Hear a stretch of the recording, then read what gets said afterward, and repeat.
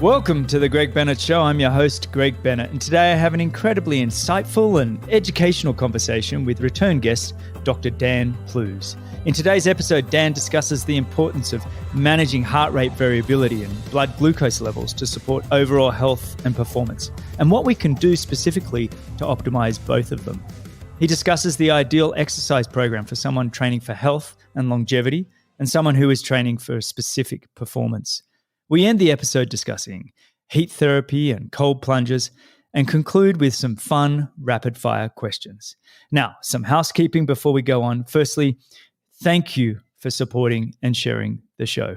If you are enjoying the show, you'd be doing me a huge favor if you could share on your social platforms, or you can support by supporting the show's partners, Athletic Greens, Hyperice, and Form Swim Goggles. They're all just brilliant companies and fantastic products. I hope you enjoyed this conversation as much as I did, and remember, success comes to those who endure just one moment longer. Do you want to move better? Do you want to reach your full potential? If yes, then you should really consider Hyperice recovery tools. Personally, I use the Hypervolt and the vibrating roller daily. So simple, quick, and easy to look after my body at home. Hyperice is currently running a few sales on both the Normatec line and the Hypervolt with Bluetooth. It's a great time for anyone to take advantage of the discount. Plus, get 10% off all Hyperice products using the exclusive Greg Bennett Show code, GREG21 at checkout. Go to hyperice.com, that's hyperice.com, hyperice.com, and use code GREG21 at checkout. Are you someone who enjoys swimming in the open water? Personally, I love it far more than the pool. The thing, though, that I miss in the open water swimming is the ability to get any feedback. But now with the Form Smart Swim Goggles, I have that covered. Whether I'm in the pool or open water, I can get my feedback. With Form Swim Goggles, you can see all your key metrics while you're swimming: your distance, pace, stroke rate, and heart rate. This swim data is displayed on the goggle lens, and you can customize the display to see the metrics you want to see. The goggles track it all and are automated. You start them at the beginning of your swim, and you don't have to press any buttons in between. They automatically track everything. The goggles connect to the Form Swim app on your smartphone, and there you can review all the details of your swims. The battery life is incredible, with a 1-hour charge giving you 16 hours of swimming time. So go to formswim.com/Greg, that's formswim.com/Greg, and get $15 off. Or you can use code GREG15 at checkout. I'm using Athletic Greens every day. Great taste, so quick and just ready to go. I've discussed Athletic Greens with several of the guests who are using it daily as well: Melinda Carfree, Timothy O'Donnell, Tim Don, and Sebastian Kinley. You see, Athletic Greens is more than just a multivitamin and mineral. It's a delicious blend of 75 superfoods, vitamins, minerals, probiotics, greens blend, and more to support your gut health, energy, immunity, and stress. My focus is overall health, longevity, feeling good, and feeling like I'm optimizing each day. And Athletic Greens is there for me to do just that. I've also been doubling down on Athletic Greens vitamin D. A huge portion of the population are vitamin D deficient, including myself. And right now, Athletic Greens will give you a year's supply of vitamin D for free and 5 free travel packs with your first purchase. Please do yourself a favor and sign up. It also makes a great gift for a family member or friend. So sign up now and get a free year supply of vitamin D and 5 free travel packs with your first purchase by visiting athleticgreens.com/Greg. Again, that's athleticgreens.com/Greg. All right, today I have a wonderful return guest. I was so blown away by this man, I had to bring him on the show again. We had such a brilliant conversation when he was on 6 months ago in episode 50. If you haven't listened to this episode, I highly recommend you add it to your playlist right away.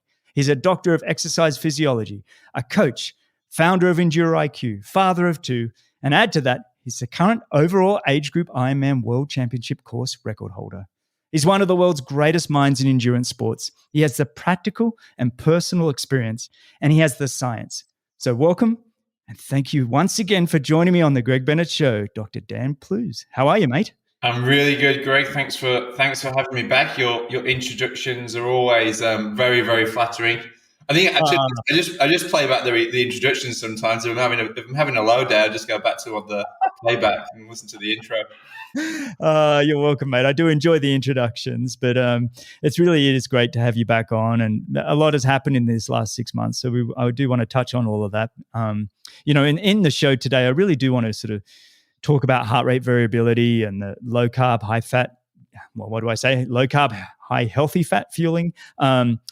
And just talk about training intensities for both people, that are training for health and athletes training for performance goals. But before we go on, like I just touched on, this last 6 months since we last spoke, I've got to give you a huge congrats, mate. Emirates New Zealand America's Cup win. How was that feeling? Being a part of that team? That was huge. Well, one is like when you say 6 months, I'm like, was it really been 6 months since we last spoke? That's gone by very, very fast. But yeah, so in that time, America's Cup, so we took the win where I was the head of physical performance, and to be honest, it was. When I took the job, I think I took it with it knowing that it would be one of those things that's kind of a life-changing event, or at least a life-changing memory, and it certainly lived up to those expectations. And there's like 500,000 people down at the viaduct where the boat came in, and like New Zealand just went crazy. And unlike, I've been involved in a lot of Olympic sports and a lot of elite sports, and the thing about the thing about the America's Cup and Emirates Team New Zealand is it's really quite inclusive. So you really feel like you are actually part of a real big team, and you kind of win it yourself. Whereas, when it's individual sports, it's like the athlete quite rightly is the main focus, but it really did feel like a team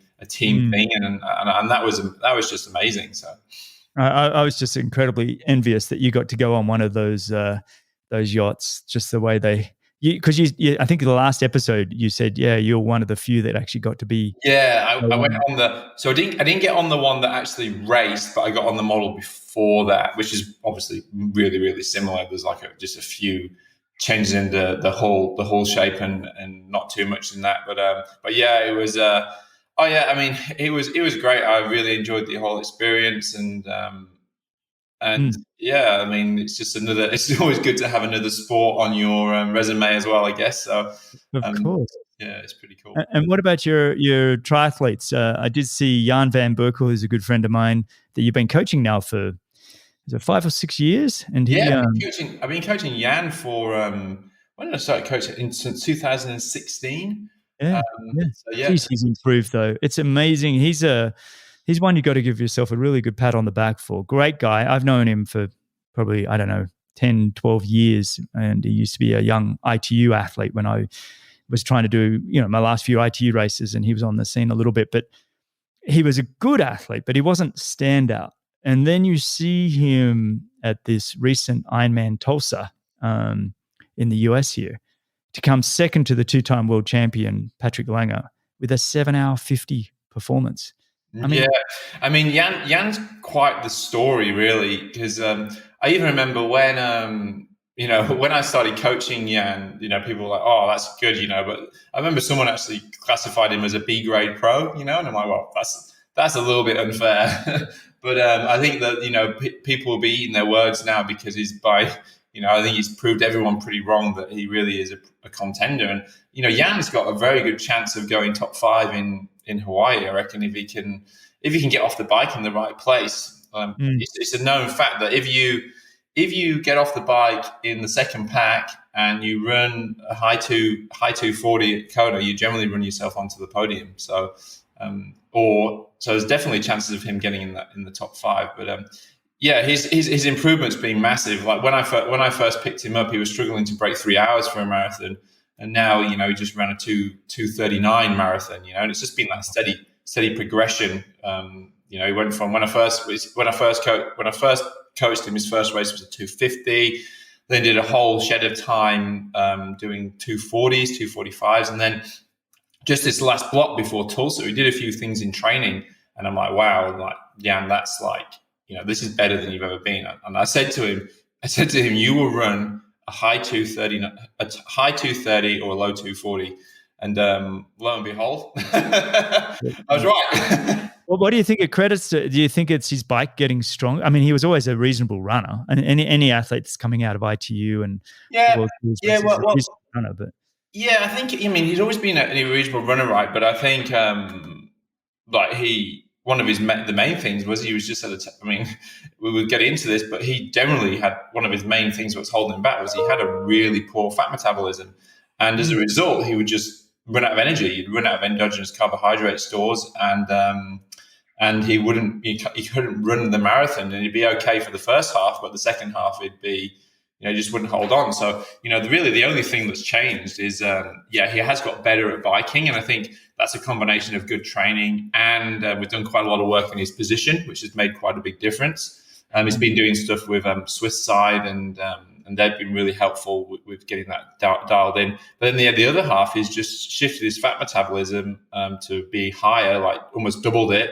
And if you want to that into simple terms, that's the equivalent of needing 30 less gels on the bike leg, because I did the maths, and I actually wrote a blog on it as well if anyone wants to look at the website Endure IQ. So and that just makes a difference. It means that he can then maintain himself and not run out of energy, and it's really as simple as that. It's just, some things in certain people, certain athletes, there's always what's holding that athlete back. Is it their threshold? Is it their VO2 max? Is it their economy? Is it their substrate use? And in Jan's case, it was definitely his substrate use. And thankfully, there was not a quick fix, but there was a fix, and it made a big difference. But all credit to Jan, because I think when it comes into that type of shift and that type of change in mindset, what I've found is that unless you really believe in the process and you go all in, it just doesn't work. And Jan was someone who really took it on, and he went all in on the process, and he's just a great athlete to work with. He's super smart as well, such an intelligent guy, and he made the most of the situation. When you mentioned it took some time, what kind of time are you looking at for an athlete like Jan? Because I see myself much the same as Jan. I remember my first 10 miles off the bike in Kona felt like, yay, this is awesome. And then it was like, oh man, the wheels. Yeah. Well, what kind of time did it take to get to that? It's a really good question. I think, people can see differences in 6 weeks, but it really is the gift that keeps on giving, I do believe as well, because, you're always honing in and finding what the correct amount of carbohydrate intake is for you as an individual anyway. And, that takes a bit of time to titrate that and get that right. And, but I think he's still seeing improvements and gains now. Well, he clearly is, because he keeps getting better. But I think, to get real gains, it takes 1, 2, even 3 years before you really start to get that robustness in the substrate use. And for me, for example, just as a comparison, my PhD student. He was looking at substrate use, looking at basically what happens if you have carbohydrate before exercise, what happens if you have fat and protein before exercise, and what happens if you have just like you just fasted. And with me, because my fat metabolism was so strong, even if I had white bread and jam before I exercised, my fat metabolism was still higher than anybody else's who was a subject, even if they were fasted. So, and I think that takes a while to get it so robust that you can then start taking quite a lot of carbohydrates and still hold quite a strong fat metabolism. And Jan, during the race, he shoveled the carbs, and he actually wore the Super Sapiens device, which we'll probably get into in a bit more detail. Which basically is a continuous blood glucose monitor, and his blood glucose sat at 200 milligrams per deciliter for pretty much the entire race. So he's clearly very able to utilize both fuel sources. He can use fat and he can use carbohydrates, and that's where the right mix of getting it right, not just going crazy low carb ketogenic and just dropping your carbs to less than 50 and hoping for the best, but getting the right mixture of a lower carb diet with the right infiltration of carbohydrates at the right times allows you to get the best of both worlds. Because at the end of the day, that's what everyone wants, right? You want to be using fat and then only going and using carbohydrates when you really, really only need to. When you mention those numbers, 200 milligrams, what does that mean in terms of your overall health when you see these kind of numbers? It's one thing to be doing it in a race. How is your body functioning whilst it's getting such high numbers of glucose in the bloodstream? Yeah, well, I mean, you certainly, if you were if you were that way day in, day out, you would be highly, it's not very good for your insulin. It's not very good for your inflammation. It's not, that's not something that you want to do day in, day out at all. And Jan didn't do that, and he could do like 4 by 40 minutes and barely eat anything. But, there's a difference when it comes into race day that he then just makes a shift. And I think that you have to almost accept that come race day, you do have to do a few things that aren't optimal for health, because you're really looking for performance when it comes to that point in time, right? And I think that's just a given almost. I always remember that, on race day, it's time to treat your body like a rental car. Have you ever heard that expression? I love that. And I think it holds quite true, especially for someone like Jan, who's generally quite, is pretty good with what he's eating in the general day to day. But yeah, if you were doing that day in, day out, you would just really want to likely shut down your fat metabolism a lot. And having chronically high levels of blue glucose has been shown to be linked with all-cause mortality, lower health outcomes, high levels of inflammation.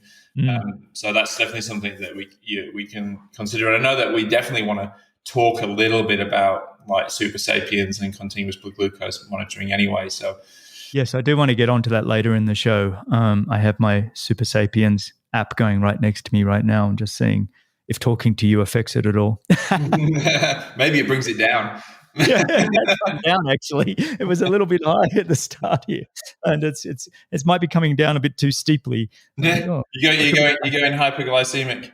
Yeah, exactly. I guess on that, when you say, okay, yeah, he decided to take a lot of gels and have more the glucose coming into the system. How is the body transitioning from focusing on glucose to then focusing on fat? And is that transition, do you notice that as an athlete at that kind of level?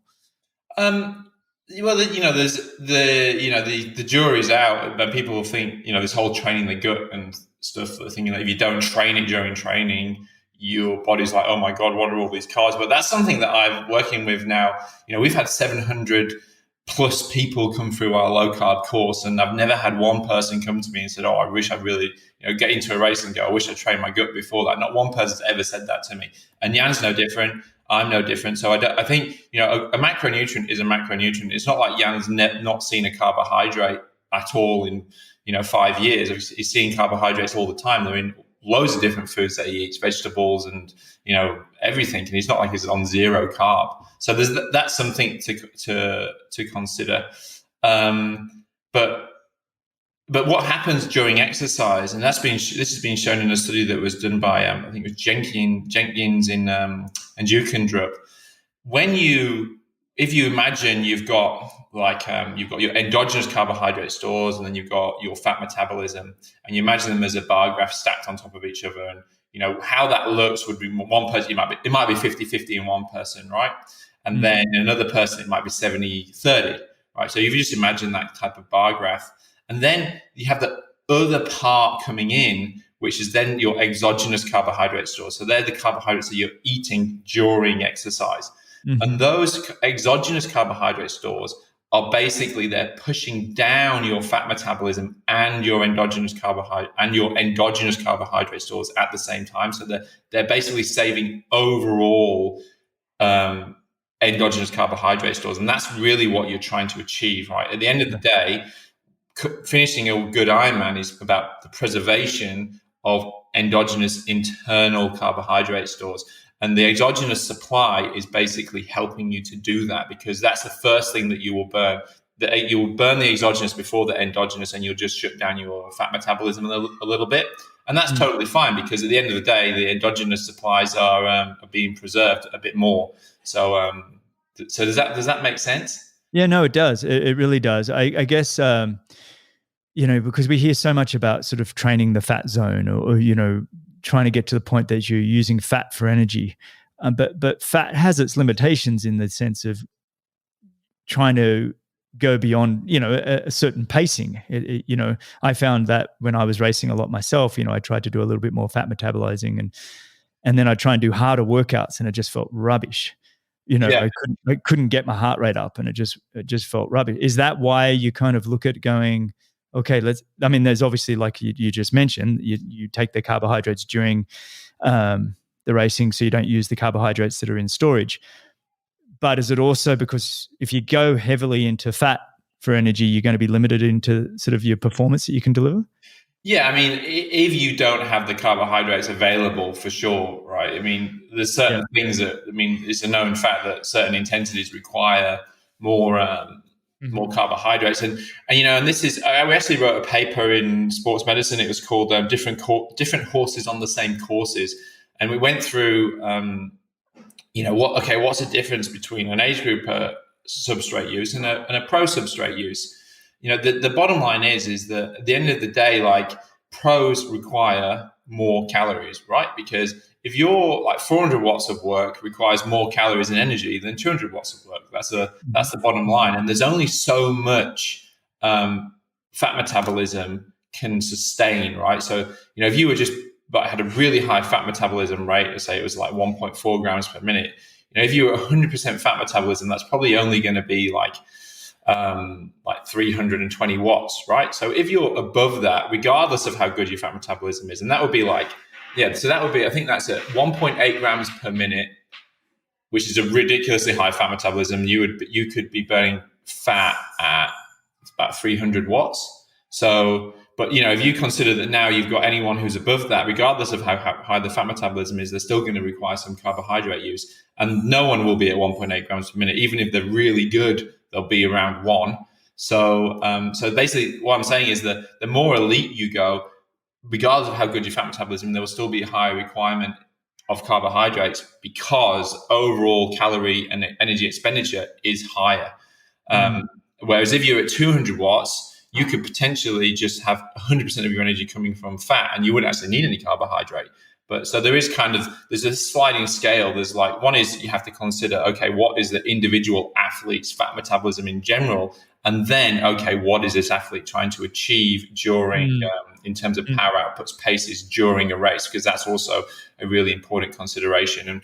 And in this sports med paper that we wrote, we actually looked at Lionel Sanders' data because he publishes it, and we kind of looked at, okay, if Lionel Sanders had the very good fat metabolism, which I definitely don't think he does. He doesn't, no. No. Sorry, Lionel. But which I don't think he does. Even if he would still require a lot of carbohydrates because he was doing 320 watts during the Kona Ironman, because he published that data, and we that was off when he came second in Patrick Langer. I think it was in 2017. Is that right? That's right. Yeah. So it's not just a case that you've got to know the numbers a little bit and be pretty aware of it, and and even titrate some carbohydrates back in during training when it's needed. Mm-hmm. So with your athletes, okay, we've talked about Jan van Berkel, a wonderful guy. You've got quite the list of athletes that you're working with. Terenzo Bozzoni, Chelsea Sodaro, who we can talk about a bit. Are you monitoring them on a regular basis and seeing what improvements you can find in terms of that low carb, high fat diet, or fueling, if we want to call it that? Are you monitoring a lot to see what improvements you can find them? Yeah, well, I mean, with Terenzo, one of the first things we did was, we made a shift in his fat metabolism, and I think that's one of the reasons he suddenly got a lot better at doing Ironman compared to 70.3. Right, he made that jump pretty astoundingly. But with Terenzo, it's quite easy for us because he's in Auckland, I'm in Auckland. I've got access to a lab, and I can take him in there, and we can just measure it directly, right? And that's pretty simple. Mm-hmm. And then also, just general feedback from athletes, and looking at how they're feeling at the end of exercise, how much they're eating during exercise, and I think they intuitively know how they're going in that regard.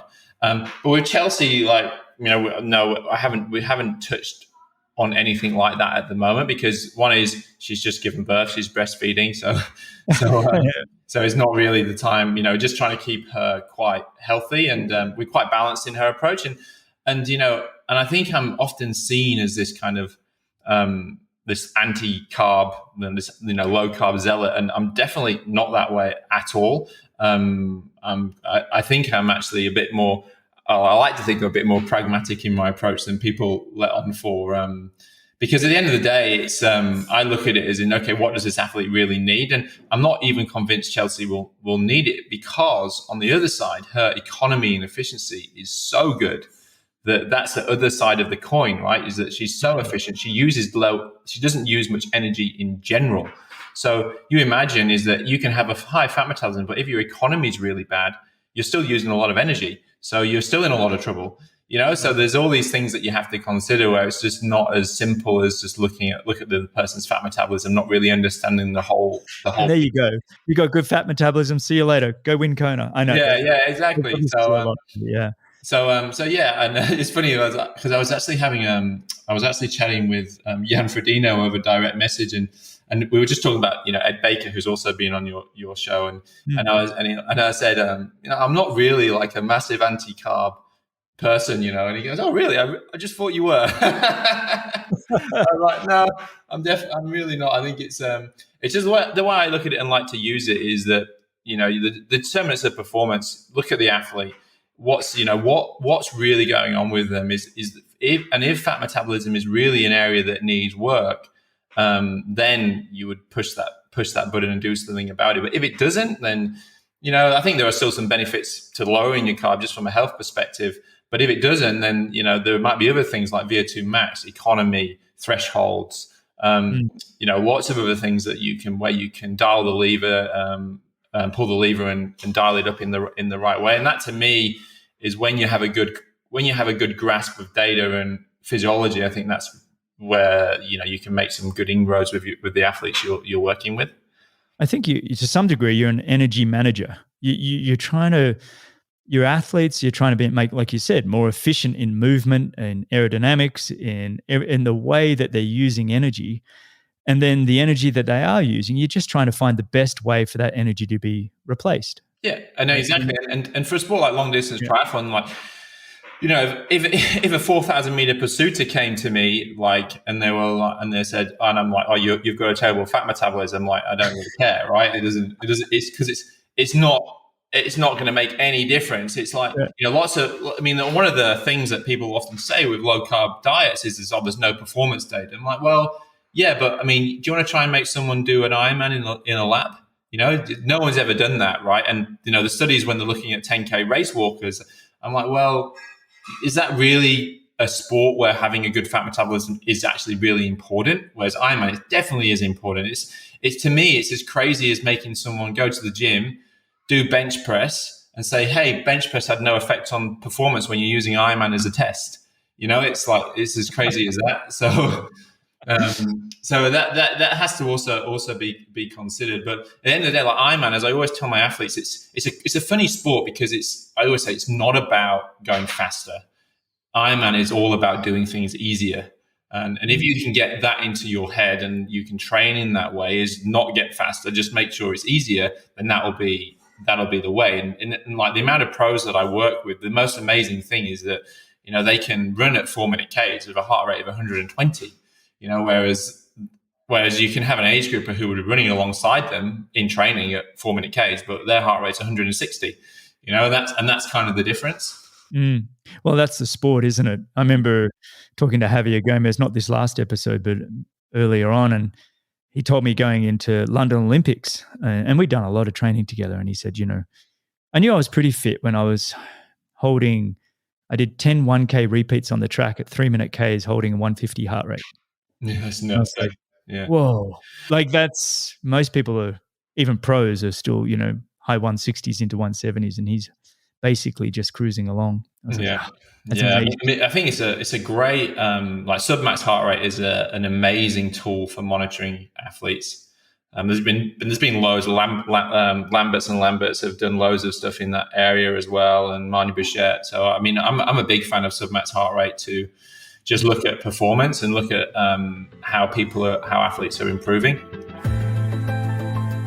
A quick mini break. I really want to encourage you to do something special for yourself and sign up for Athletic Greens and get a free year supply of vitamin D and 5 free travel packs with your first purchase by visiting athleticgreens.com/Greg. Again, that's athleticgreens.com/Greg. Want to see all your key metrics like your pace, distance, stroke rate, and heart rate while you're swimming? You need the Form Smart Swim goggles. Go to formswim.com/Greg. That's formswim.com/Greg and get $15 off. Or you can use code GREG15 at checkout. Take advantage of the great sale going on now at Hyperice. Plus get 10% off all Hyperice products using the exclusive Greg Bennett Show discount code GREG21 at checkout. Go to hyperice.com and use code GREG21. Shifting gear a bit, what athletes have you got that are coming up to whether Olympics, Collins Cup, Kona Ironman? Have you got? Well, one of the main things is I'm also the lead physiologist for the women's kayak program, the Olympic program. So, brilliant. So you are involved in the Olympics then coming up. Yeah. I'm not going to the Olympics. I kind of, in that role, I'm very much on the sidelines, looking at data, helping the coach make decisions. So they leave for the Gold Coast next week, and then there's and then the going to Tokyo. So I think we're in a pretty good spot. I think we should come away with a few gold medals, hopefully. So we'll see how that goes. So there's that's that side. I'm obviously there's a bit of a down period with the America's Cup, and then I've just got my so we have the EndureIQ training squad as well. So that's kind of more of just an online-based platform where we have lots of athletes and we have rolling plans, loads of different training sessions, scalable workouts, and that's been going really well. We just had Cairns Ironman here, and we had 90% of our athletes did PBs, so that's always pretty encouraging. We had quite a lot of athletes racing in it as well, and then there's Chelsea and Jan and Ed Baker as well, and lots of other age group athletes who are going. Who have got big goals. So there's kind of two sides. I have 6 one-on-one athletes, and then we have the training squad as well. So, yeah. You're amazing, mate. I've been watching the EndureIQ just take off. How many people have you got now in that squad? We got about 100, 150. Yeah. That's brilliant. Yeah, it goes. Yeah. I mean, it's just it's really good. It's a nice community, and I think everyone's really getting into it. We obviously want to build it more and more. But then at the same time, with that, we're also building. I'm also part of a co-founder at a company called Trick. Yes, you told me about that. That was my next question. So go on. Tell me about this Trick. Yeah, so Trick is actually based out of Zurich, and basically I formed a partnership with them. They basically found me and wanted some help to. There was an investor, and the investor was a really keen triathlete, and he had this problem of availability, and he wanted to build basically an AI coaching platform that could adjust for your needs and requirements. And so he found me, and 3 of us founded the company. And now it's a very big company now. And we just launched the beta testing. I think it was 2 weeks ago now. And training up for triathlon specifically. Yeah, so for the time being, it's for triathlon specifically, but we'll probably get into cycling and running as well in the future. And what it does is so it will adjust your training sessions based on your readiness for one, and your availability. So every morning you wake up, you take your HRV measurement, and it will assess your readiness to train, and it will decide whether it needs to adjust your training based on how fatigued you are. It's not just on HRV; it's a few subjective questions like motivation to train. And for example, if it feels that you're under recovered, it will switch that workout. So if you plan to do a VO2 max long session, it might make it a little bit easier, or it might shift it to an endurance session. And then from every training session that you do, you gain fatigue. And then it looks at your recovery rate, and that recovery rate has some machine learning, and it individualizes to you. So so a fitter person will have a faster recovery rate, so therefore they can do more training, they could do more high intensity training, whereas a not so fit person has a slower recovery rate, and you wouldn't be allowed to do the same sorts of sessions that a more elite person would. So this is like the squad, but it's kind of the next level of it's like the squad on steroids, so to speak, where it's got a lot of data science and machine learning going on in the background. So it's really, really exciting. So people can definitely check that out. It's hopefully going to be launching and in the market in around September time. Wow. So what sort of wearables do you need to have to work alongside it? Is it, are you using the blood glucose monitoring system like the Super Sapiens? Or are you using, how are you testing HRV? Yeah, so not at the moment. With no Super Sapiens at the moment, but obviously the world is our oyster, right, of what we can put into there. But at the moment, HRV is measured in the morning using PPG technology on the back of the camera phone, like HRV for training, similar sort of thing. Yeah, so that's the main way we get it. And then it will be, the way it works is that from the session that you did the day before, and it will give you a training load score, and then it will say, okay, it gives you a training load score, and if it's a high training load score, you get a high fatigue number, and then it will start looking at your recovery rate. And then say by the next morning you did a mass, you're supposed to do 2 hours cycling and you end up doing 4.5. It will recognize that. And the next morning it will realize that you're more fatigued than you should have been. It will kind of cross check that with your HRV. And if it confirms that, it will then change your training to something that's more suitable for you to do because you kind of overshot the day before. And so it's heavily focused on the heart rate variability.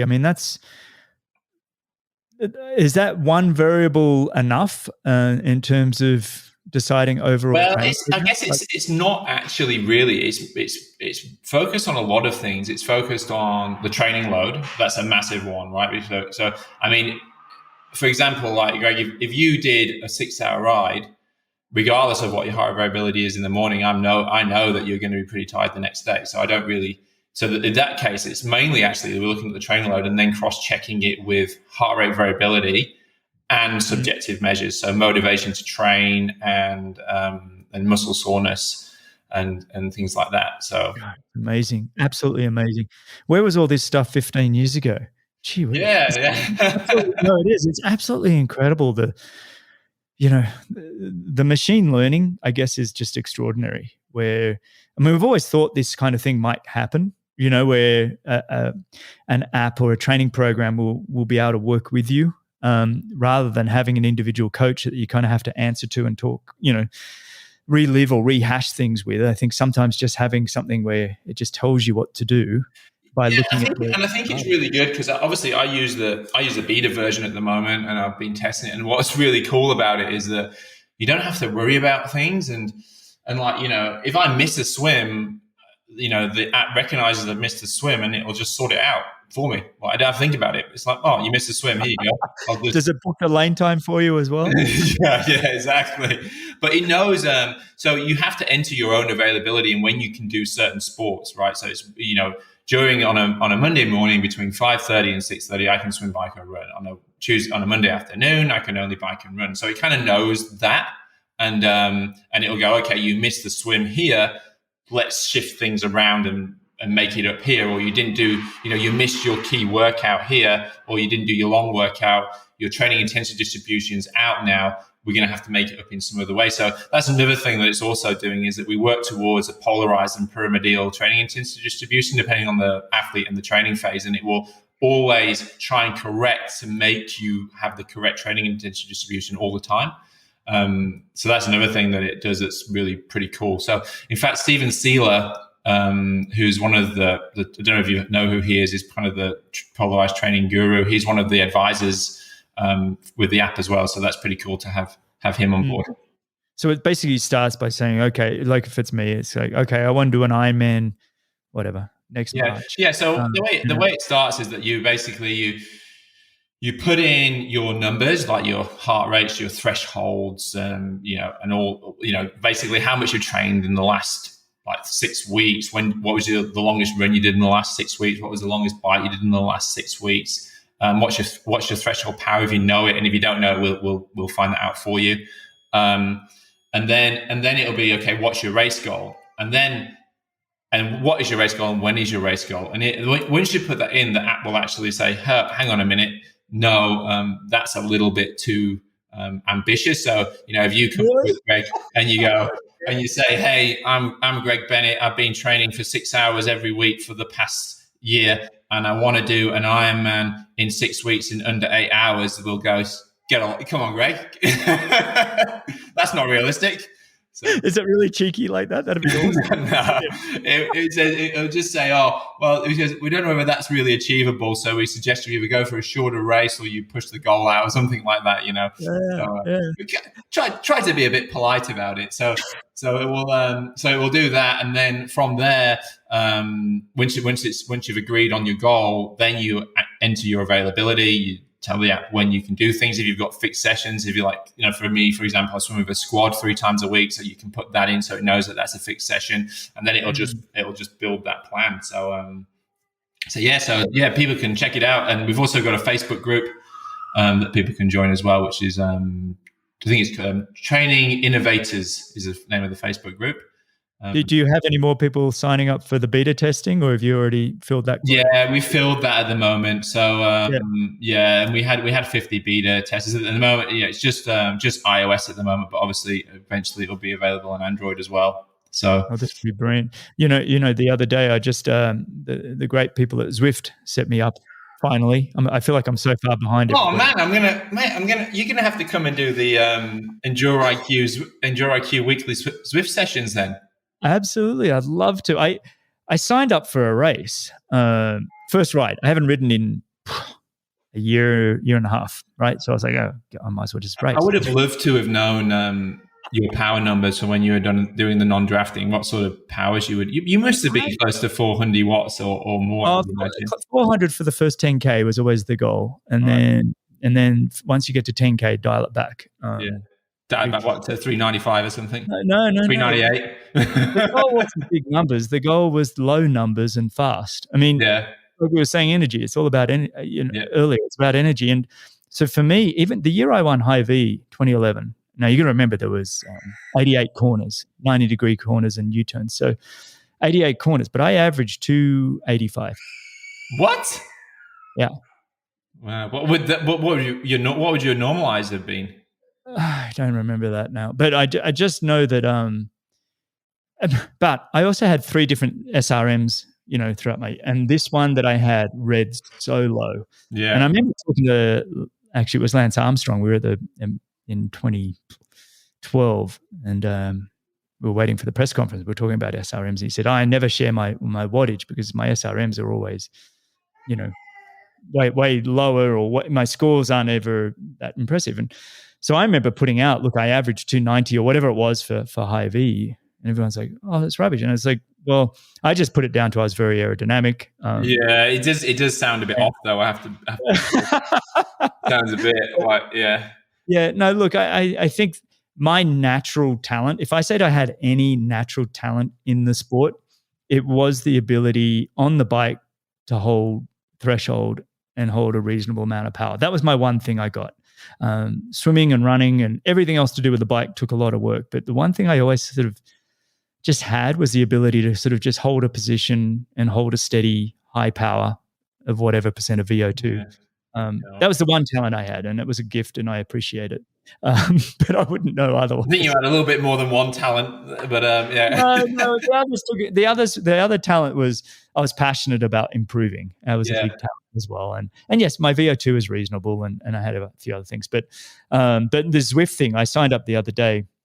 I've done 2 rides. I did the first one. It asked me, how many times a week are you riding? I'm like, I'm just riding, twice a week for half an hour, or whatever. It wasn't much. And it asked me similar questions to what you're saying that the Trick app does. And so it put me out on this training session, wouldn't let me go above 1.5 my body weight. So I put in whatever I was, 75 kilos or whatever. And I couldn't, it was so easy that So then I realized, because it doesn't, that's the thing, it wouldn't know, it actually wouldn't know, because with our app, you actually have to put in a power number. So, But yeah, it wouldn't Yeah. go with Well, your background either, right? Your but also, training age.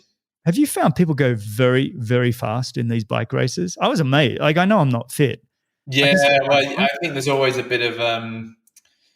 I think you always have to take the actual weight that some people put in with a grain of salt sometimes, right? I was amazed. I was pushing 3.5 my body weight or 4, and I got all these guys riding around me at 2.5 to 3 their body weight. I was looking at the little screen on the side there. Yeah. It's like, wow, they must be midgets. Sorry, I didn't mean to offend Well, anybody. we'll have to. I'm gonna hook you up, and you'll have to join us on Thursday morning. Absolutely. But when is that? Thursday mornings in It's New Thursday Zealand? morning, 7:30. It's pretty much now, really. So All right. So this is that'd be a Wednesday afternoon for me in Colorado. I could do that. yeah. This time Wednesday afternoon. Yeah. So you Kids are can join. napping and everything else. Oh, All right, yeah. well, let's keep talking about heart rate variability because for me this is fascinating, all of this, and I apologize to listeners if I'm behind the time in terms of heart rate variability, but this seems to have come around this last 5 years after I retired, or I was just ignorant back then. How can we use it just for health? I mean, and just so anybody listening, give them a quick background as we discussed last time. Your heart rate variability measures the automatic nervous system as much as anything, right? The sympathetic, your fight or flight, or your parasympathetic, recovery and relaxed. And that we want the higher the heart rate variability, the better. Have I summed it up pretty well? Yeah, pretty good. That was pretty good summary. So basically it's a surrogate marker of your autonomic nervous system. Yeah, with higher heart rate variability being linked to more parasympathetic activity, and lower heart rate variability being linked to more sympathetic activity. And the reason it is that way is because the parasympathetic system is much quicker to react on the heart, so it's very fast. So because it's very fast to react, you get more variation between the beats, so it's changing more quickly. Whereas the sympathetic system is quite slow to react. So because it's slow to react, there's not as much variation between beats, and that's why you have these differences in more or less variability. Yeah, so that's the whole idea behind it. And so, is there a time and place to have a low heart rate variability? Like, I mean, we talk about fight or flight. I mean, that's obviously a time that you need to be on and going as athletes, or even just in our general health. Yeah. So when it comes to, we just tackle health in general.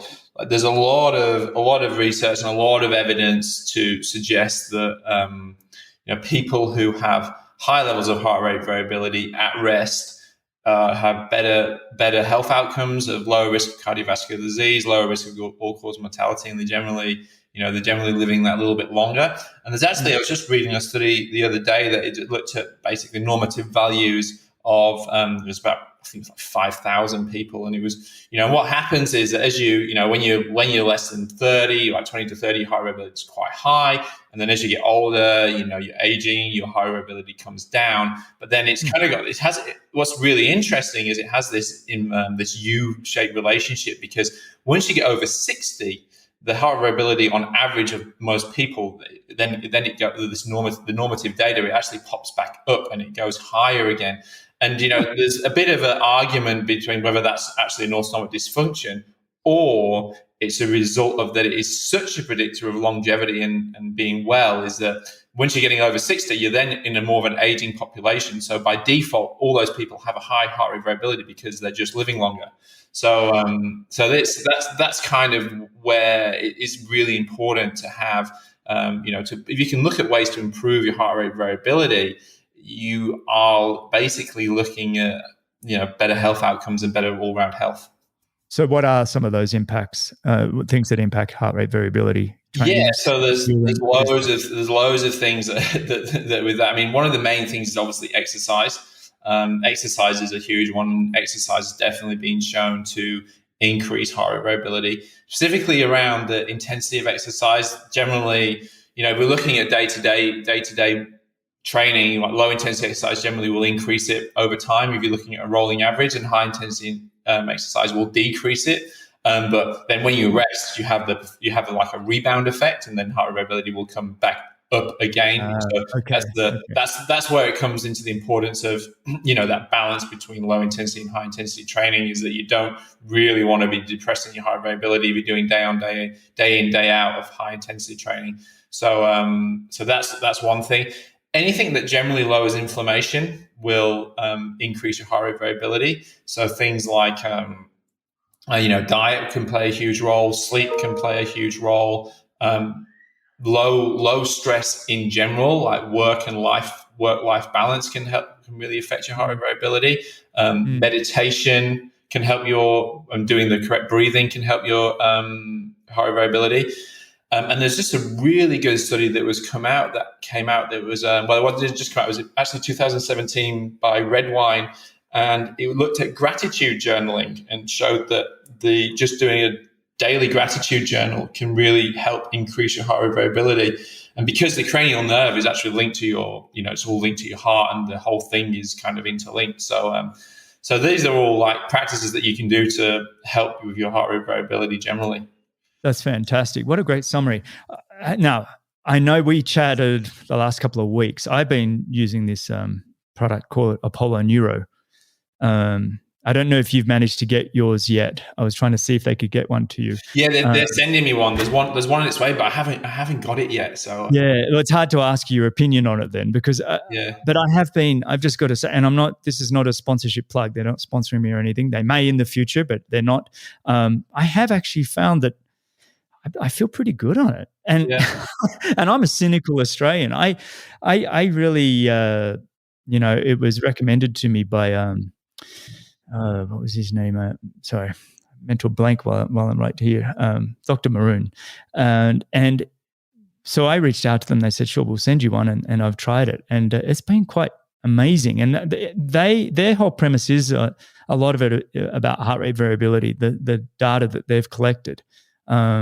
So I'll be interested to get your thought on it. Have you done any homework on it Yeah, I haven't. And I think they're really on the right track in Apollo. They're looking at heart rate variability, and like that's a great. If I was to pick two things to really get a hold of your health, and two markers that I would look at for anyone, if you're an athlete or whatever, you want to look at heart variability and you want to look at your blood glucose. I mean, those two things, if you can get those two things tight, and you can, so heart variability is high, your blood glucose is low and less varied, you're generally on a pretty healthy lifestyle and you're doing all the things right. But, with the Apollo, so like what I found out is it's kind of mimicking touch, right? So it's trying to make you feel like you're basically being touched, and it's vibration on your wrist, through the vibration, and that makes a lot of sense. And I think anyone knows that if you're feeling really stressed, if someone gives you a big hug, right, you feel like, oh, thank goodness, but you feel 1,000 times better.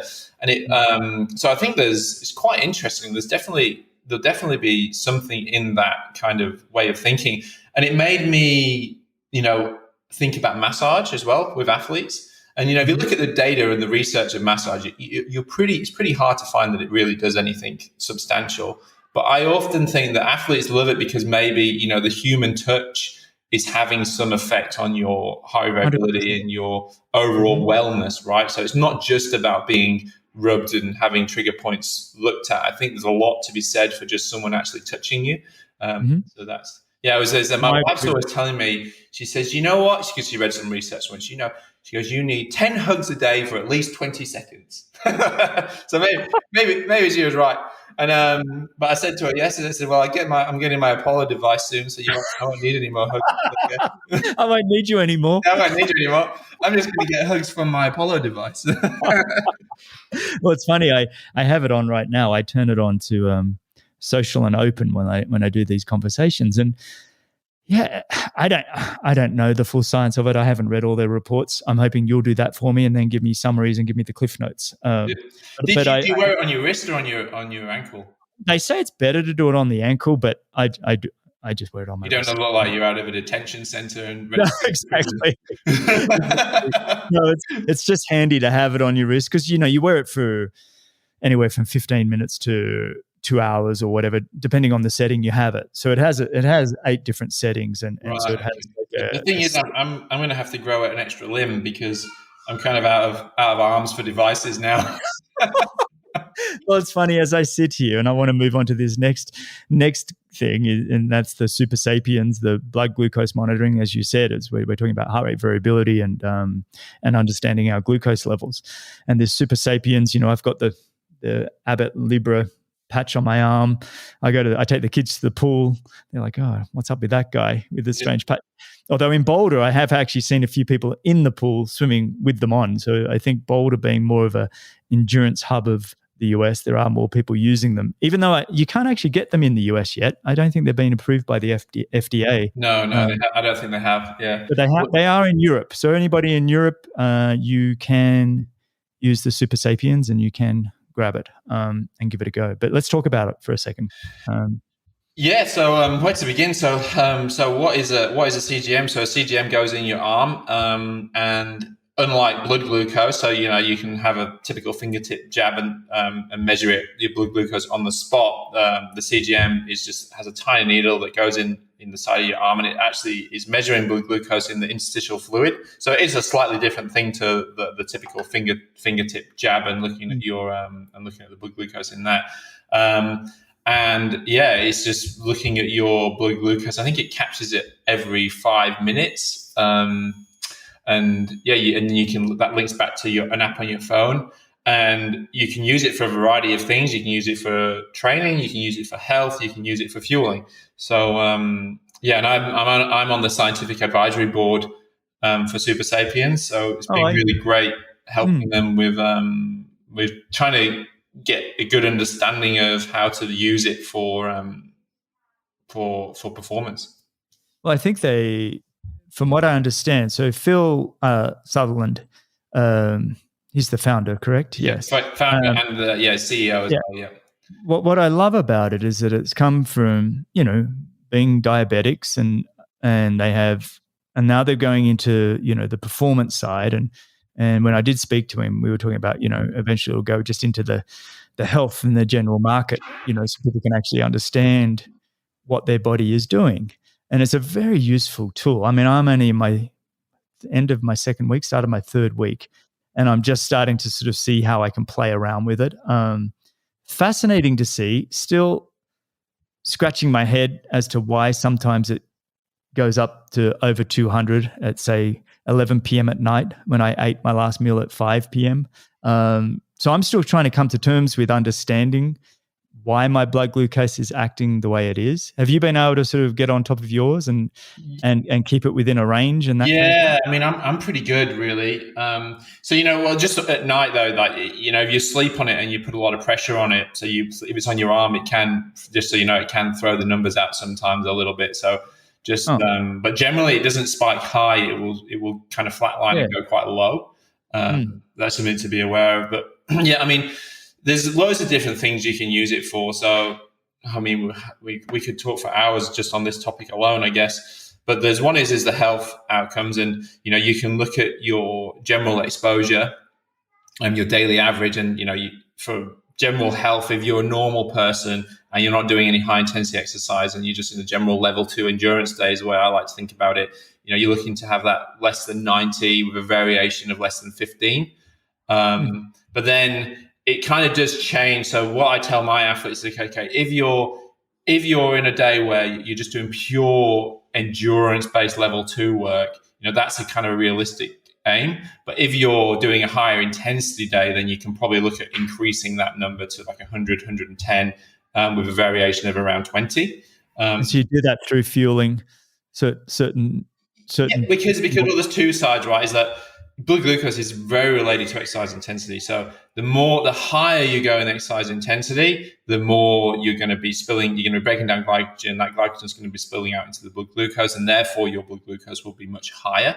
So, if you're doing things in the day, like even a sauna would spike your blood glucose, high intensity interval training would definitely spike your blood glucose. So immediately your average is going to be high, right? And your variation is going to be high. So you have to always, context before content. You have to take what your blood glucose levels are saying within the context of what you're doing. But if on that day you've done only low intensity endurance work, or you've not done any training, and you're then finishing the day and you've had high variation in your blood glucose and your average is more than 110, then you're like, hang on a minute, that's, there's something not quite right with that. And you can start thinking about maybe you can lower your sugars, change the timing when you're eating. So there's things like that. So that's kind of on the health side. But then what I think is really cool is that obviously there's the individualization of fueling. So, and there has been a study that came out in an ultra runner who used the CGM during an ultra marathon to actually fuel appropriately. So they were actually timing their carbohydrate intake to keep their blood glucose at 170. So sometimes there'd be 50 grams an hour, sometimes there'd be 75 grams an hour, sometimes there'd be 40 grams an hour. And they had, it was an N of 1, but they had a good outcome. So that's quite a cool way to do things from a performance standpoint. But then from the training standpoint, there's two things that I think are really interesting. One is substrate metabolism, looking at it from that perspective. How can we actually use it to see if we're having implications in fat versus carbohydrate use and fatigue? And then also on the other side of that is looking at carbohydrate levels or glucose levels for training adaptation. So like as athletes, we all fall into this trap. It's like, training quality. We need to have high training quality. But what does that term actually mean? It means we're getting the most adaptation for that particular training stimulus. And the research has shown is that, to get the biggest adaptation doesn't necessarily mean you want the highest levels of carbohydrate. So there's different levels of blood glucose for different types of outcomes in terms of your training. So if you're looking at doing a long endurance ride, you might be looking to start that ride with a bit of a lower blood glucose, like 70 to 80. Whereas if you're really looking to do like a session that's like a weekday crit where there's a performance element to it, you might be looking to therefore start with a bit of a higher blood glucose, 100, 110, because then you're looking at, more of a performance aspect. So I think that's something that's really exciting as well. Does it tend to fall in line with the whole load up on carbohydrates, for peak performance? And have you found it when we talk about, remember we used to do the carbo loading, for several days before an Ironman. Is that holding true, or is that? I mean, so it's an interesting one, right? Because the carbo loading that you're doing before an Ironman isn't in the blood glucose, right? That's going into the muscle. So what you're seeing in the blood is only what you've just eaten, really. So is there some sort of relationship between what you eat before and performance? Possibly. So we actually wrote a systematic review that was published in the Journal of Nutrients. That was basically, it's like, what should you eat before exercise? And the outcome was, it depends on what you're trying to achieve. Like if you want to achieve adaptation and you want to achieve more of a fat metabolism, then less than 70 grams is probably what you need. But if you're looking to really push performance, then maybe 130 to 150 grams of carbohydrates and a bit of protein might be what you need. So yeah, to go back to it, it depends, right? But I think there's the blood glucose isn't related to.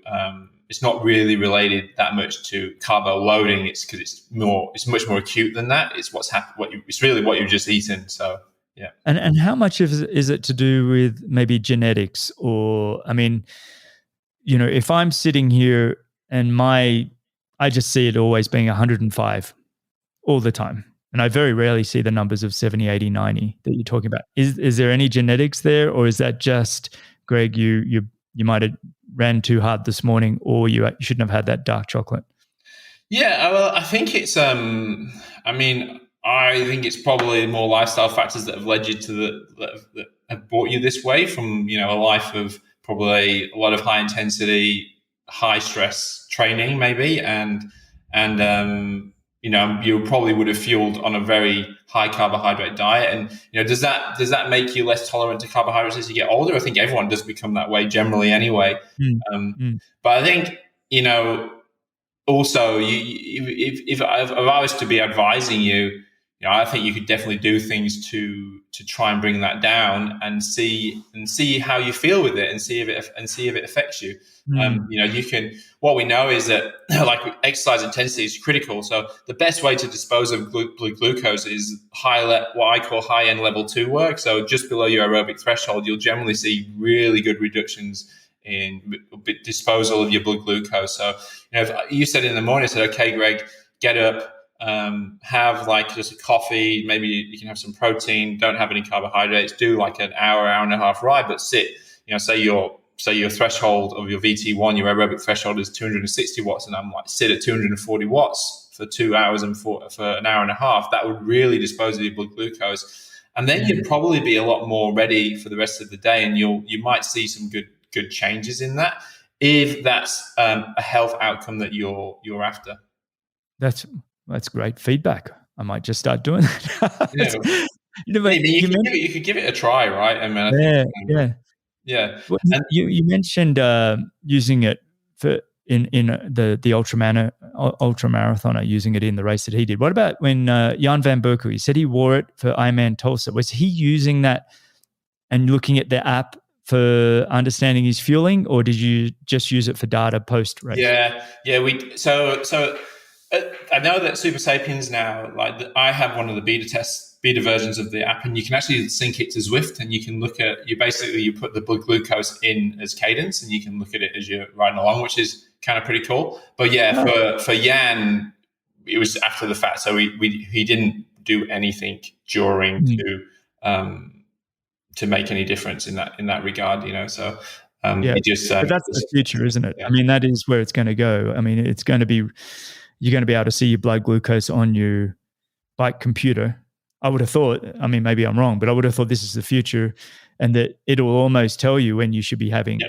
Well, it's not. It's happening. It's already been done. I know it's already available in you can get it into the Phoenix, Garmin Phoenix. So it's okay. I know if that. There you go.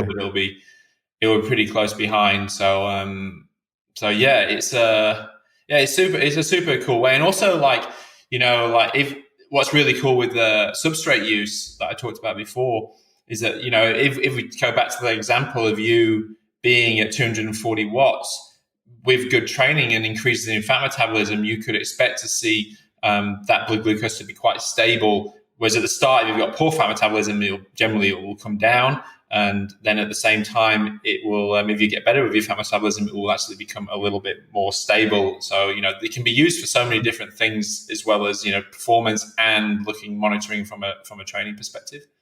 It's fascinating. You know what it is? It blows my mind, because it's, for the longest time in our sport, and especially the Ironman level, it was, we got the 3 disciplines, swim, bike, run, but then there's a 4th discipline of, fueling and nutrition. And it's amazing that potentially we're looking at that 4th discipline starts to become less of a headache for everybody, less of a concern. We can actually start seeing people optimize their performance that they've trained for at an Ironman. I think that's extraordinary. You think that's the future, that you think that people are going to start getting a better hand on what they're doing?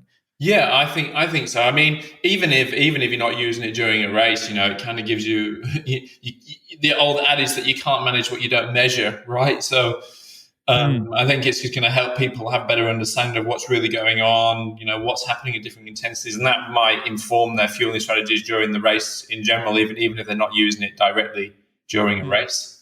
So it's brilliant. It's brilliant. Well, I just want to move on with a couple more final things before, I don't want to take too much of your time. I've blocked out 2 hours, Greg. Oh, well then good, mate. Then I've got a lot more things then. So great. I knew we would be. We talk for a while.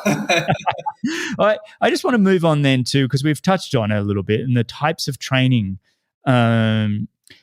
More so for people that might be listening that don't have a peak goal or an Ironman or half Ironman, just the general health types of training. If you were working with people and say somebody says to you, I've got an hour of training each day just for my health, what are you advising them for training to do? I mean, you said there's obviously a measure of intensity versus, lower intensity, but are there certain training workouts that you recommend people on a health basis?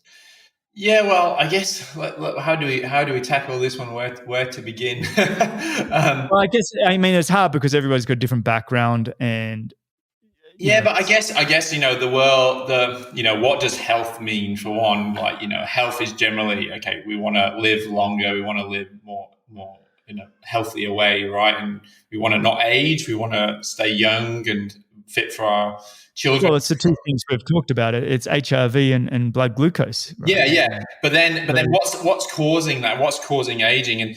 And if you look at the literature and all the aging research, there's lots of schools of thoughts as to why do people age? Why do we what's important for health? And at the end of the day, I think one of the most the most prevalent answers is that as we age, we get reductions in our NAD. And so, for those that don't know, NAD is nicotinamide adenine dinucleotide, which is it's an enzyme that's critical for and central for metabolism and carrying electrons. So, and it's really it's probably the most important energy currency, other than ATP is probably the most important, but that's probably the second most important. And without it, we would all be dead instantly. We didn't have NAD running through our vein or our muscles and whatnot.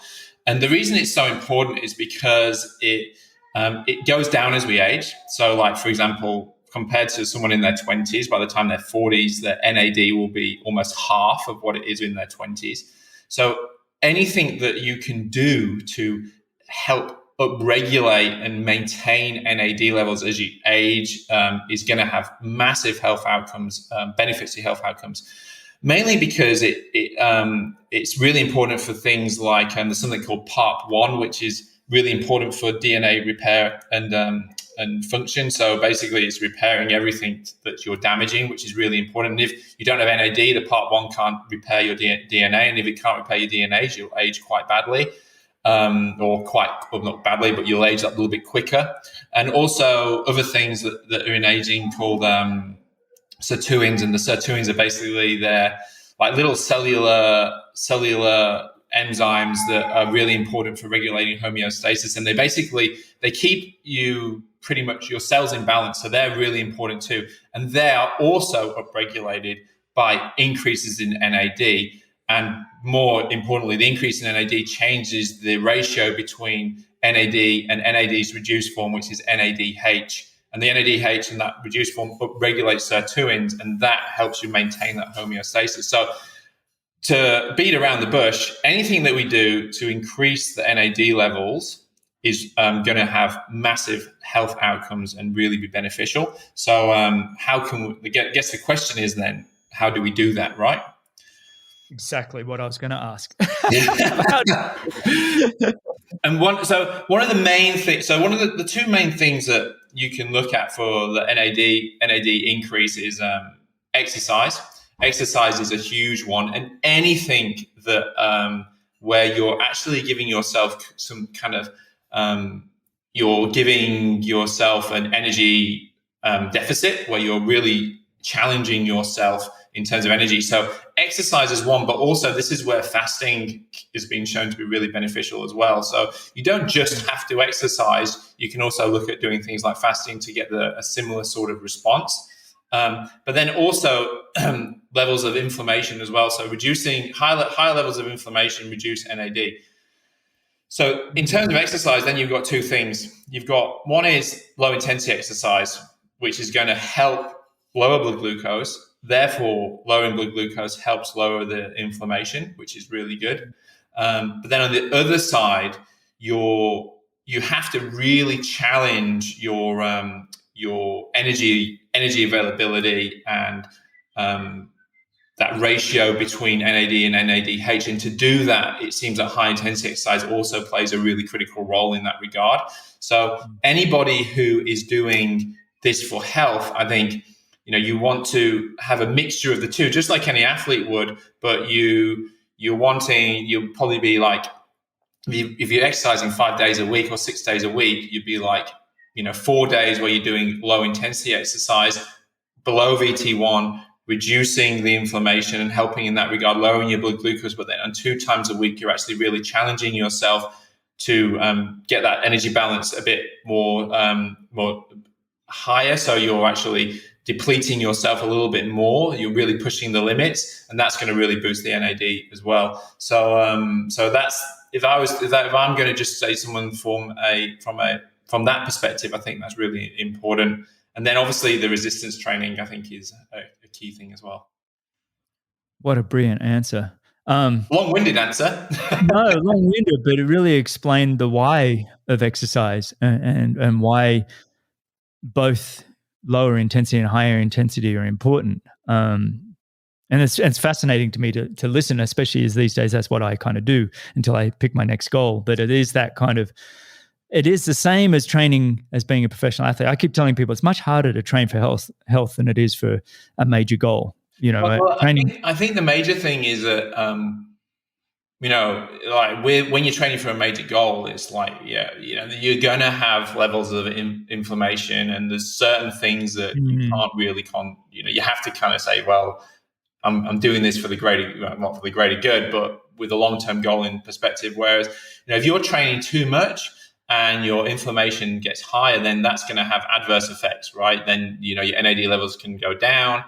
So it's kind of that getting that correct balance is really important. Whereas, when it comes to actual performance, you're expecting to have some level of physiological strain involved in the training processes. In fact, it's a critical component. Whereas I don't think for health, you need to take yourself to that level of physiological strain where you're actually seeing deviations in your physiological homeostasis. So, you're seeing decreases in your HRV because you're training, your testosterone's low. All these things are kind of like part of training, but you don't need to go to that place if you're just doing it for health.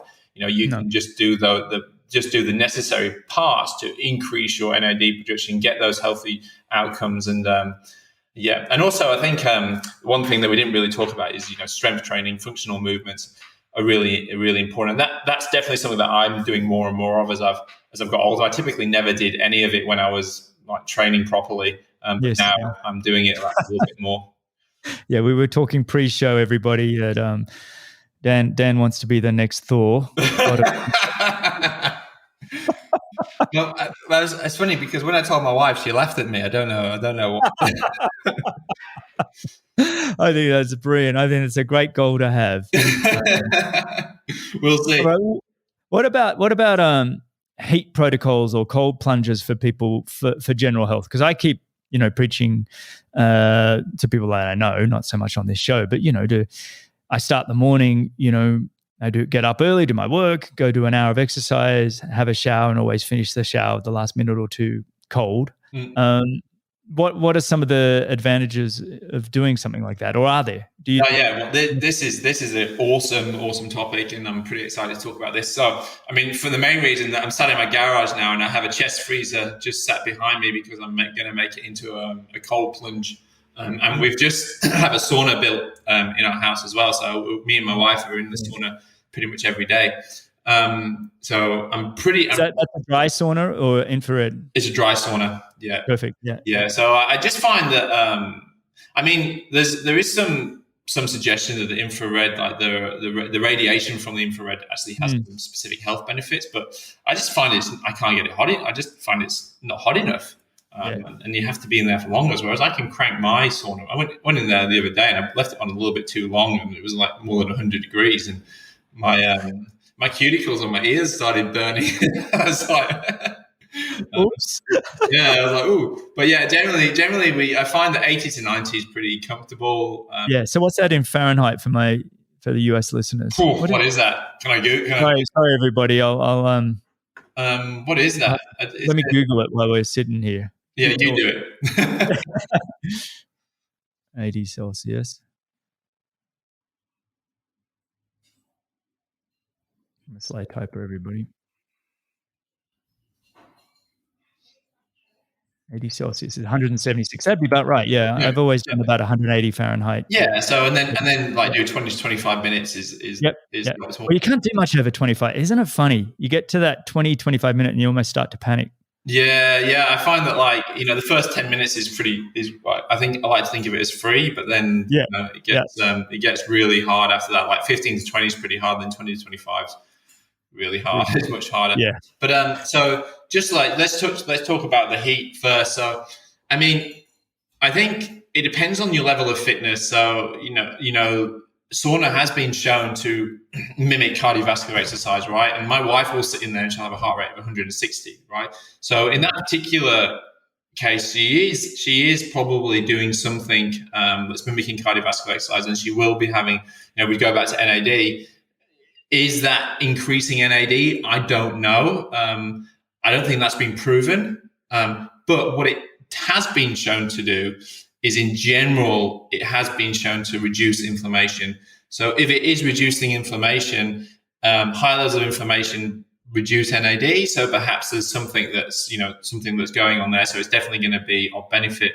But the other thing that's really important from the sauna perspective is that it upregulates heat shock proteins. And heat shock proteins are basically they hold the three-dimensional shape of proteins. So as we age,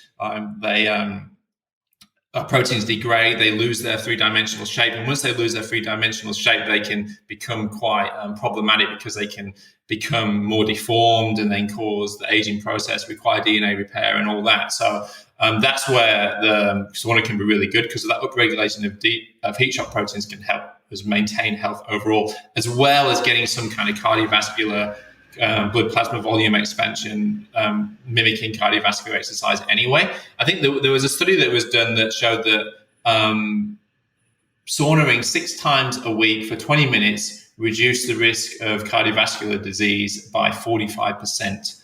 So yeah, so I mean, that's not a standard. I think like just twice a week was like 10%, and then 3 times a week was like 25%, and then 6 times a week was 50%. And are you doing it post-exercise, or are you doing it at a specific time of day? Yeah, it really varies. I mean, I'd sometimes do it post-exercise if it works. Sometimes I'll do it in the morning. Sometimes I do it at night. I think it's just, I just kind of do it at random, and then it's just where it fits in with my day, really. But it's something that I found has been really good for, because Kate, she's not a massive fan of like exercising as much, but it's something that we can do together, and that's quite awesome. That social bond's quite that bonding period where we can sit inside, and we talk for the first 10 minutes.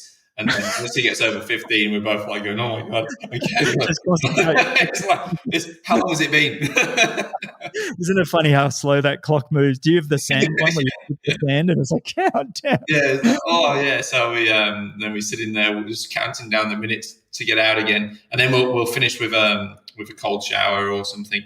So you do finish with cold. I was going to ask that. I mean, there's different protocols I keep hearing. Depends what you're trying to achieve, right? Like if I had an athlete in there and they were using it from a pure heat acclimation perspective, I would definitely say do not get in the cold shower after, because you want to maintain a high core temperature, because that's helping some of the adaptation and the acclimation process. So the moment you get in the cold, the moment you shut down your skin temperature and therefore the core temperature, you're kind of shutting down the adaptation and the response. So if I was training someone, I wouldn't allow them to, I would say, no, don't do that. But for normal people, I think it's quite a nice thing to do. It resets you. I mean, the evidence of it being really beneficial from a health perspective, I don't think it's a bit scattered, and I think there's nothing really suggested that it really does help, even though it really does have a lot of press about how beneficial it is. But I'm not convinced. I don't think the evidence suggests it is. But regardless, for me, I absolutely love it, and I feel so good. And one of my buddies has got a chest freeze around his sauna, and I've jumped in that a few times after, and he has it at like 1 degree, and I jump in there after, and I just feel so good. So regardless of whether there is great health outcomes or not, in terms of the immune response and white blood cells and that, I think it's a little bit. Some evidence for, some will suggest not.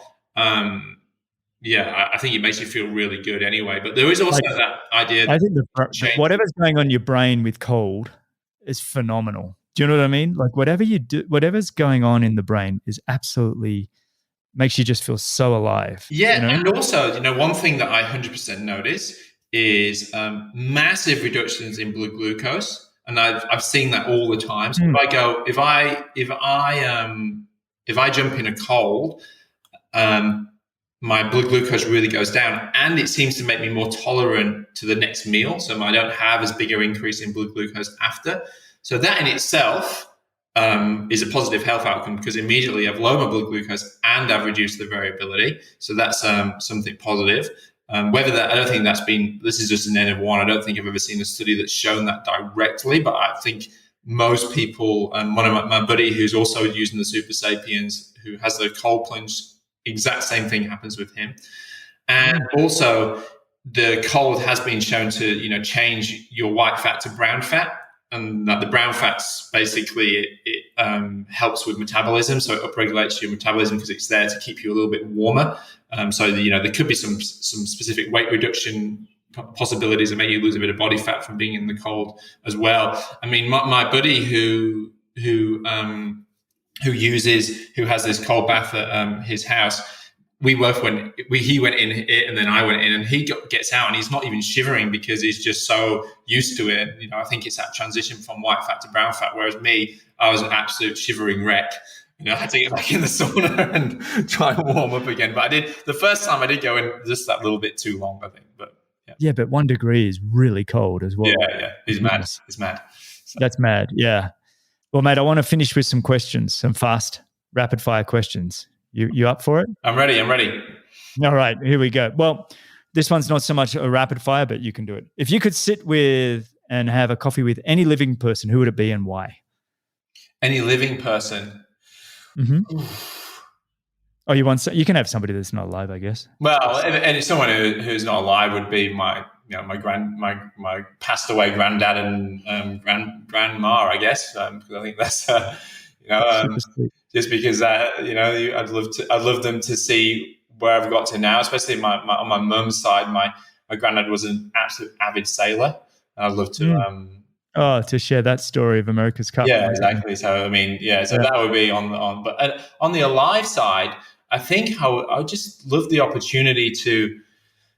I think someone who just really interests me is like Tim Ferriss. I've always been a massive fan of his. He's someone who springs to mind. I don't think it'll be long before he has you on his show, mate. I think you've made it in life if that ever happens. Oh, come on! I don't think so. I think we all know somebody that knows him. That's how the world is. And maybe one day, I'd love to meet him and have a sit down with him. And I like that though. That's a good one. I mean, I've got all these books up there. Tools of Tight, 4-Hour Work Weeks and all of that. I mean, and the self-experimentation, I think you're very much that person. Yeah, and I have to say that his book, The 4-Hour Work Week, is the book that I think if there's one book that's changed my life more than anything, it's that Life book. Life by Design, right? Yeah, I mean, and and it encouraged me to start my own company, and now I am fortunate enough that I am in that position that I work as and when I want to. I'm not on the clock anymore, and he inspired me to do that. So I would love to have the opportunity. Maybe if anyone's listening and knows him, just make the introduction. Absolutely. Well, on that, I mean, you went out on your own. What advice can you give to sort of new coaches or startup entrepreneurs on getting going? Because it is a risk for a lot of people to leave the jobs that they're in or to go out on their own. Yeah, I think there's two things. One is always look at the downside and just say, what is the worst that can possibly happen if I do this? And I think a lot of the time it's not as bad as you think it's going to be. People, I think that's, actually write it down and say, what's the worst that can happen in this situation? And then go for it. And when you do, you just got to be so patient and not expect the big wins really quick, and don't overestimate what you can achieve in the short term, because I always think that people always overestimate what they can achieve in the short term, but they always underestimate what they can achieve in the long term. And I think having both those perspectives is really important when you're sitting out on any goal. Is that people, even if it's Ironman business, like I want to do this in next year, but don't really think that way. Just think that would be nice, but what can I achieve in 5 years? What can I achieve in 10 years? It's a much more realistic and generally more manageable goal for most people. Mm-hmm. Mm-hmm. Good answer. I like it. All right, let's move on to some really fast ones now. Here we go. It's a hard one. What were you doing right before this conversation? Having a coffee. Here we go. Good answer. Well, I had a sauna just before that. Did you really? There you go. I had a sauna this morning in a cold shower. Yeah. Yeah. Nice. Well, in New Zealand winter coming on here, but I imagine a sauna feels pretty good right now. Yeah, I find that's a good thing. It's a great way to start your day. It's a great way to split up your day, and it's a great way to finish your day. So it can be done anyway. Yeah. That's great. All right, last book you read. Last book I read, Clockwork. It's a book by Mike Mashovich, which is it's all about making your company run like clockwork and all the things you can do in place so you don't have to be as involved. Really great book, actually. Highly recommend it. Brilliant. I'll put that in show notes, everybody, and I'll go check it out myself. I keep buying all these books that you guys keep recommending me, and they're on the shelves. But, I actually got that on the audiobook. We did. Yeah, that's a good way to do it. It's a really good one, and it's really narrated really well as well. So and I found it. I always think, okay, did it actually change the way I behave? And it definitely changed the way I behave. He talks about like the 4D method, how your business should be in doing, designing, delegating, and what was it? I can't remember the fourth one. Put me on the spot. But all these things have really changed the way I think about business, and also your Queen Bee role, which is basically what is the main thing that you do in your business, and just to think about that. And ours is we create content to help athletes and coaches. We create informative content that's scientifically correct. So so now I'm like, okay, what should I be doing? Creating content. What should I be doing? Creating content. Whether it's training programs, training sessions, blogs, courses, science snippets, whatever that will be, I always make sure that I'm trying to make anything that I can do around me, whether I actually end up hiring a PA because of it, to free myself up to create content is what it really taught me in this book. So pretty good. That's awesome. And you're so willing to share. I think the whole part of that is creating the content, and you give, and I think that's the backbone of a really great business. And because everyone's like, oh, well, where do you make your money? And it's like, well, you give, and it's amazing how the money comes. Yeah. We obviously we charge for some things, but I think no, you got to charge. But the way people like you on this podcast, coming on this podcast, and just giving of your knowledge, people can learn so much. But what it does is like, well, hang on, I really like this guy. I want to know a bit more. Now I'm going to go pay for it. Yeah. So it's awesome. I love I know, and I'm thankful for me being on this show too. It's awesome. Thanks, mate. All right, here's a really hard one. So I want you to think about it. What's the largest animal you could wrestle to the floor? My cat. There's no way you could get a cat to the floor if it was really wanting to fight you. Oh, that's true. Yeah, if it was really wanting to. All right. Here's one. Outside of coaching and being a sports physiologist, what else would you want to do for a day if you could do anything? Oh, this is even a hard one. I just would want to be a comic book drawer. Is that right? Yeah. Well, actually, like that was my first passion. I'll send you a picture of some of my art. You'll be pretty. So I when I was growing up, I was obsessed with superheroes, which is why I probably talked about Thor already in this conversation. I still am pretty obsessed with superheroes. I'm a bit of a Marvel buff, but all I wanted to do was draw comics, really, and I spent a lot of time just drawing and painting, and I was actually pretty good at art, but that's all I wanted to do, and I still, would have, if I had my time again, I would try and that field, but I don't think, I've gone down a slightly different path, but yeah, not hands down, that's definitely what I would want to do for sure. I like that. Okay, which decade of music is the best? 80s. Good answer. Yeah, I'm not even born in the 80s, but I just love the 80s. Phil Collins, Elton John. I love the. Oh man, it doesn't stop. Are you kidding me? We Talking Heads. Yeah, I've been my kids now, 3-year-old. I'll be in the car. Go, what do you want? 80s music. Yeah. But actually, she's starting to lean a bit more towards the 70s. She really likes Cat Stevens. The 90s is pretty good too, especially being English, like the Brit pop. Absolutely, Oasis. Scene. Yes. Now I think that the 90s is also really good. 80s, 90s is awesome. I mean, I think with the 80s, my mum and dad used to play a lot. It's kind of the music you remember as well, right? I just remember playing a lot of.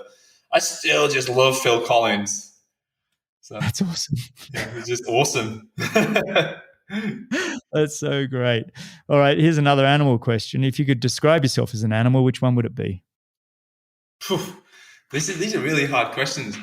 They're not that hard. Come on, you've thought about it. The first thing I just thought of Napoleon Dynamite, and I thought about a liger, half mythical a mythical beast, half lion, half tiger. Well, there you go. That'll do. And there's the comic book coming out in you. So that's okay. I mean, I love the guests that I throw that one in and they actually have it already loaded. Like I said that to Sarah True and she absolutely without hesitation just went moose. Moose. I was like, what? I think a liger is the best one. Is like half lion, half tiger. Liger. Yeah. Liger. You must have seen Napoleon Dynamite. No, but there is such a thing as a liger. Didn't they mix a maybe. I don't know. If they haven't, you just made yourself sound very silly. Oh, everybody go type liger in on Google, and I think you'll see that there's a crossbreed. There you go. How good's that? Well, I don't know. Anyway, final question. Proudest moment of your life? Oh, proudest moment of my life. I mean, I think my biggest accomplishment is my kids, really. I mean, but no, that's a moment or not, but well done. Yeah. I was splitting on that one. Any dad that I ask that and they skirt over and go, oh, did they? I'll be like, no. I think kids. Yeah, I mean, it's not a moment. I mean, obviously it's a moment when they're born, but like I look at them every day and I'm thinking, wow, that's such an achievement. What you know? Well, I kept them alive. Yeah, how did I do this? How did I create these beings? Right? I think the answer is a great woman. Yeah, exactly, for sure. And there's lots to be said by that. I think, one of the things, I mean, we can just to digress, talk about a great woman, but it's so true is that behind every like successful man or even triathlete, there's always an amazing woman, right? And even vice versa. I can see that, I don't really know Chelsea's husband, Steve, but he seems like an amazing guy. It is such a team effort and to do well in anything, right? Absolutely. So you need your partner in crime right there with you. Yeah. I mean, especially this, being athletes, then being parents. Yeah, it's hard work. Yeah. To all the single mums and single dads out there, you're incredible. Yeah. Certainly couldn't do that, Laura. Yeah. What's next for you, mate? What's on the horizon? Oh, well, we've so actually one of the things I'm working quite a lot on at the moment is we're just about to launch a new course. So the whole course is LDT 104, which is all around athlete monitoring. So that's going to be out hopefully end of July. But we've actually just launched now, which will be we can make available. It's available as a course specifically on heart rate variability. So it's a pull out of LDT 104, but we're going to make that available early. It's a two module course all around heart rate variability. So if someone wants to do LDT 104 and they've done the HRV course, we'll basically deduct the cost of the HRV course from the LDT 104 course. And I'm happy to set up a bit of a landing page for you, Greg, for your listeners, and we'll throw in a separate module we'll set a separate module on training intensity distribution as well, free of charge as well. Brilliant. Let's do it. I'll put that all in the show notes so people can grab that there and sign up for your course. Absolutely outstanding what you've put together. For people to be able to educate themselves, it's one thing to have a coach, which I think is a great thing, but it's also nice to actually have the information and knowledge in your own back pocket. So I think it's fantastic what you're putting together there, mate. Yeah, the old adage is that we train animals, but we teach athletes. I think that's what we kind of go for with Endure IQ. I think we empower empowering athletes to be more informed with the decisions and the why as well as the what is really, really important. But if anyone's we also have I have a weekly brew up. Did you sign up? Are you a member of the brew up? Yes, we're a member of that. Yeah. It's like bi-weekly now, and basically you can sign up to that newsletter via our website, enduriq.com, which is basically we give like 5 top tips for the week, which will generally be a workout, a great podcast, which is 9 times out of 10 one of your podcasts, Greg. Thanks, mate. Yeah, and we got some tech, science and research that's been in there, and maybe a good book that I've read, which is the Brew Up. And then also we've got our own Facebook group, which is Endure IQ Training and Longevity Insights group. So it's a closed group where we'll post latest findings, research, workouts, cool things that we've seen. That's a free group to everyone, so you can also have a join up there as well if you search that in Facebook. That's brilliant. Content. Love it. That's all fantastic, mate. And your own Instagram for people that want to follow you. What is it? It's the Plews, and that's I guess I'm most active on Instagram. I have obviously a little bit on Twitter, but Instagram's my kind of my main area. Well, I'll put all of that in the show notes, mate. But Dan, thanks so much for your time again. Just sharing all of that. I feel like I come away from this just feeling so much more enlightened and so much more wanting to take control of my life. You know what I mean? Yeah. It's like going, okay, I got to really get on this heart rate variability and monitor my glucose a little bit more closely. And, I got to get a sauna in my basement here now and all of this kind of stuff. See, I really appreciate it, mate. Yeah, well, no, just and also just keep me up to date with your numbers, because I'm always happy to give you a bit of a pointer in the right direction. And I love, especially when people have data, is like the good thing about it is seeing change. And I'd love to do a bit of, we can just maybe go offline, we can work a little bit on some things that we can do to stabilize that blood glucose and see how you feel of it, and what makes the difference if we can actually make some interventions and have some real change. I think it'd be cool. I appreciate it. That'd be fantastic. Well, thanks for coming on, mate. I appreciate it. Bye. All right. And stay on the line. But everybody else, you can see all the show notes and timestamps and links and coupon codes at bennettendurance.com/media. All right. Stay on the line, Dan. Thanks, buddy. Thanks a lot for listening. If you've enjoyed the show, your support would truly be appreciated. You can visit the Patreon page, or you can subscribe with your podcast app of choice. Don't miss the next episode, so subscribe and be notified. For show notes, if you want to know more, please visit bennettendurance.com. I'm Phil Liggett, and on behalf of Greg Bennett, here's to the next time, and I hope you will join Greg again very soon.